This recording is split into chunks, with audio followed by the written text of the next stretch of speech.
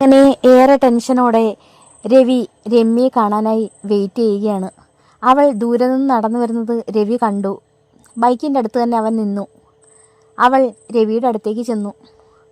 നീ ജസ്റ്റ് എൻ്റെ കൂടെ കട വരെ വരാമോ? വഴിയിൽ നിന്ന് സംസാരിക്കുന്ന കണ്ട ആരെങ്കിലും എന്തെങ്കിലും വിചാരിക്കും, പ്രത്യേകിച്ച് നിൻ്റെ ഇപ്പോഴത്തെ സാഹചര്യം. അവൾ അവൻ്റെ മുഖത്തേക്ക് നോക്കി. എൻ്റെ ഇപ്പോഴത്തെ സാഹചര്യം ഇയാളെങ്ങനെ അറിഞ്ഞു? ഞാൻ നിൻ്റെ കാര്യങ്ങളെല്ലാം അറിയുന്നുണ്ട്.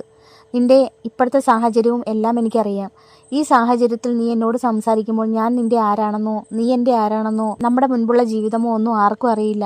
വെറുതെ എങ്കിലും നിനക്കൊരു പേരുദോഷമാവും. അതുകൊണ്ട് നീ ഇപ്പോൾ എൻ്റെ കൂടെ ഒന്ന് വരൂ. നമുക്കില്ല കട വരെ പോയി കുറച്ചു നേരം ഇരുന്ന് സംസാരിക്കാം. അവൾ അവൻ്റെ കൂടെ കാറിൽ കയറി കടയിലേക്ക് പോയി.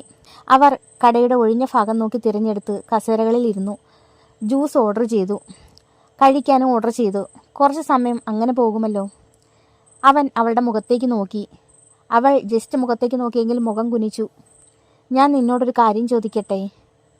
അവൾ എന്തെന്നുള്ള അർത്ഥത്തിൽ മുഖത്തേക്ക് നോക്കി. നിനക്ക് നമ്മുടെ ആ പഴയ കാലം ഓർമ്മയുണ്ടോ? രവി അവളുടെ മുഖത്ത് നോക്കി ചോദിച്ചു. അവൾ തലയാട്ടി. നീ എന്തിനായിരുന്നു എന്നെ വിട്ടു പോയത്? ഇപ്പോൾ നിൻ്റെ ഈ അവസ്ഥയിൽ എനിക്ക് ഒരുപാട് വിഷമമുണ്ട്. നിൻ്റെ ഈ സാഹചര്യങ്ങളും നിൻ്റെ ഈ അവസ്ഥകളും ഞാൻ എങ്ങനെ അറിഞ്ഞു എന്ന് നിനക്കറിയാമോ? അവൾ അറിയില്ല എന്ന് പറഞ്ഞു. നിൻ്റെ എല്ലാ കാര്യങ്ങളും ഈ അടുത്ത സമയത്തായി ഞാൻ അറിയുന്നുണ്ട്. അതെങ്ങനെയാണെന്ന് നിനക്കറിയില്ല എന്ന് മാത്രം. നിനക്ക് സൗമ്യ എന്ന് പറയുന്ന പെൺകുട്ടിയെ അറിയാമോ? തുണിക്കടയിൽ വന്ന് നിങ്ങൾ തമ്മിൽ പരിചയപ്പെട്ടു. അവൾക്ക് പെട്ടെന്ന് ഓർമ്മ വന്നു. അറിയാം, അത് എൻ്റെ വൈഫാണ്. അവൾക്ക് പെട്ടെന്ന് നെഞ്ചിലൊരു നീറ്റൽ അനുഭവപ്പെട്ടു. രവി വേറെ വിവാഹം കഴിച്ചിരിക്കുന്നു. ഞങ്ങളുടെ കല്യാണം കഴിഞ്ഞിട്ട് കുറച്ചായി. അവൾക്ക് ഒരുവിധപ്പെട്ട കടയിലെ തുണികളൊന്നും പിടിക്കില്ല. അങ്ങനെയാണ് നിങ്ങളുടെ കടയിലേക്ക് വന്നത്. നിന്നെ അവൾക്ക് ഒരുപാട് ഇഷ്ടമായി. അവൾ വഴിയാണ് നിൻ്റെ കാര്യങ്ങളൊക്കെ ഞാൻ അറിഞ്ഞത്. അതിനു മുന്നേ മുകളിലത്തെ നിലയിൽ വെച്ച് ഞാൻ നിന്നെ കണ്ടിരുന്നു. പക്ഷേ അന്ന് നീ എന്നെ കണ്ടില്ല. അതിനുശേഷം വീണ്ടും ഒരവസരം കൂടി ഉണ്ടായി ഈ കടയിലേക്ക് വരാനായി. അങ്ങനെ അവൾ നിൻ്റെ കാര്യങ്ങളെല്ലാം അറിഞ്ഞ് എന്നോട് ഷെയർ ചെയ്തു. ഞാൻ നിൻ്റെ ആരാണെന്നോ നീ എൻ്റെ ആരാണെന്നോ അവൾക്കറിയില്ല.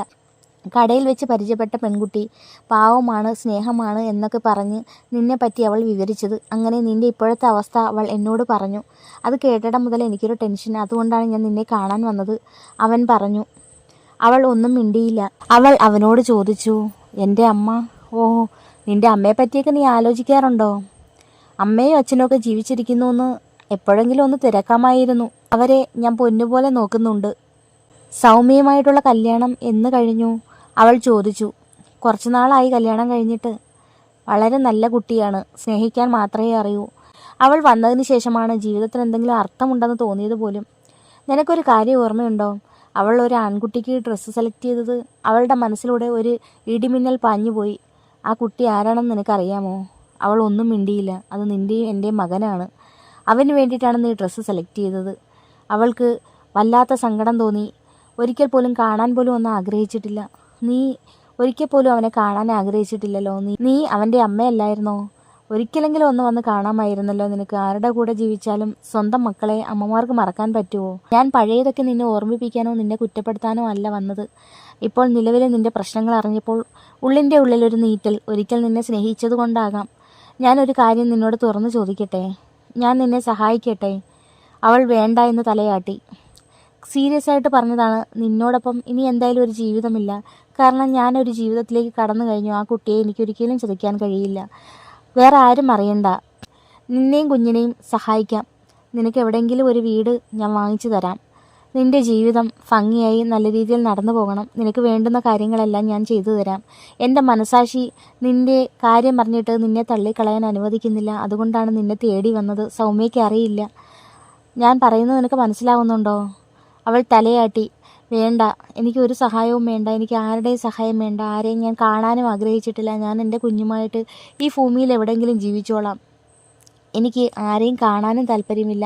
ആരുടെ സഹായവും വേണ്ട. അവൾ ആവർത്തിച്ചു കൊണ്ടേയിരുന്നു. സഹായിക്കാൻ ഞാൻ വന്നത് നിന്നോടുള്ള സഹതാപം കൊണ്ടല്ല. നിന്നെ ഞാൻ അത്രയേറെ ഒരിക്കൽ സ്നേഹിച്ചിരുന്നത് കൊണ്ടാണ്. നിൻ്റെ കാര്യത്തിൽ എനിക്കും ചില ഉത്തരവാദിത്വങ്ങളുണ്ട് എന്ന് എനിക്ക് തോന്നി. അതുകൊണ്ടാണ് ഞാൻ നിന്നെ സഹായിക്കാൻ വന്നത്. നീ വേണ്ട എന്ന് പറയരുത്. കാരണം നിന്നെ ഞാൻ മനസ്സിലാക്കിയതുപോലെ ആരും മനസ്സിലാക്കിയിട്ടില്ല. പണ്ടത്തെ ആ കുറുമ്പ് കാട്ടി നടന്നിരുന്ന പെൺകുട്ടിയല്ല നീ ഇന്ന്. നിൻ്റെ ജീവിതാനുഭവങ്ങൾ നിന്നെ അത്രത്തോളം പക്വതയുള്ള ഒരു വ്യക്തിയാക്കി മാറ്റിയെന്ന് എനിക്ക് അറിയാം. നീ ഒറ്റയാൾ പോരാട്ടമാണ് ഇപ്പോൾ നടത്തുന്നതെന്നും എനിക്കറിയാം. നീ എത്ര നാൾ ഇങ്ങനെ ജീവിക്കും? എത്ര നാൾ നിനക്ക് കുഞ്ഞിൻ്റെ സംരക്ഷണം ഏറ്റെടുത്ത് ഒറ്റയ്ക്ക് ഇങ്ങനെ ജീവിക്കാൻ പറ്റും? ആരുടെയെങ്കിലും ഒരു സഹായം ആവശ്യമാവില്ലേ നിനക്ക്? എത്ര നാൾ നിനക്ക് ആ തുണിക്കടയിലെ ഹോസ്റ്റലിൽ നിൽക്കാൻ പറ്റും? നിനക്ക് ഞാനൊരു വീട് വാങ്ങിച്ചു തരാം. നിനക്കൊരു സെർവൻറ്റിനെയും ഞാൻ ഏർപ്പാടാക്കി തരാം. ഇത് നമ്മൾ രണ്ടും അല്ലാതെ വേറെ ആരും അറിയണ്ട. അവൾ ഒന്നും മിണ്ടിയില്ല.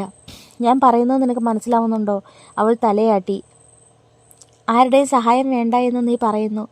എൻ്റെ സഹായം നിനക്ക് ആവശ്യമില്ലേ? ഞാൻ നിനക്ക് അന്യനാണോ? ഒരിക്കലും വേറൊരു ദുരുദ്ദേശമോ വേറൊരു ലക്ഷ്യമോ എനിക്കില്ല. കാരണം എൻ്റെ മനസ്സിൽ നല്ല ചിന്തകൾ മാത്രമേ ഉള്ളൂ. ആ നല്ല ചിന്തകൾ തന്നെയാണ് എന്നെ ജീവിതത്തിൽ ഇത്രയും ഉയർത്തി കൊണ്ടുവന്നത്. അതുകൊണ്ട് നീ വേറൊരർത്ഥത്തിൽ എൻ്റെ സഹായാഭ്യർത്ഥനയെ കാണരുത്. നിന്നോട് എനിക്ക് എന്നും സ്നേഹം മാത്രമേ ഉള്ളൂ, അന്നും ഇന്നും എന്നും. അതൊരിക്കലും മാറില്ല. നീ എന്നെ ഇട്ടിട്ട് പോയപ്പോഴും നിന്നെ ഞാൻ വെറുക്കുകയോ നിന്നോട് എനിക്ക് ദേഷ്യം തോന്നിക്കുകയോ ചെയ്തിട്ടില്ല. എല്ലാവർക്കും അവരവരുടേതായിട്ടുള്ള ഇഷ്ടങ്ങളും ആഗ്രഹങ്ങളും കാണും. അങ്ങനെ മാത്രമേ ഞാൻ കരുതിയിട്ടുള്ളൂ. അതുകൊണ്ട് ഞാൻ ഈ സഹായം അഭ്യർത്ഥിച്ചെന്ന് കരുതി നിനക്ക് എന്നോട് വിരോധമോ ദേഷ്യമോ ഒന്നും തോന്നണ്ട. ഞാൻ നൽകുന്ന സഹായം നീ സ്വീകരിച്ചാൽ മാത്രം മതി. അങ്ങനെ അവർ രണ്ടുപേരും കുറച്ചു നേരം കൂടി അവിടെ ഇരുന്നതിന് ശേഷം രമ്യ ഹോസ്റ്റലിലേക്കും രവിയുടെ വീട്ടിലേക്കും പോയി. അപ്പോൾ ഇവിടെ വരെ നിങ്ങൾക്ക് ഇഷ്ടമായെങ്കിൽ ലൈക്ക് ചെയ്യാനും കമൻറ്റ് ചെയ്യാനും മറക്കരുത്. ഇതിൻ്റെ അടുത്ത ഭാഗവുമായി ഞാൻ വീണ്ടും വരുന്നതായിരിക്കും.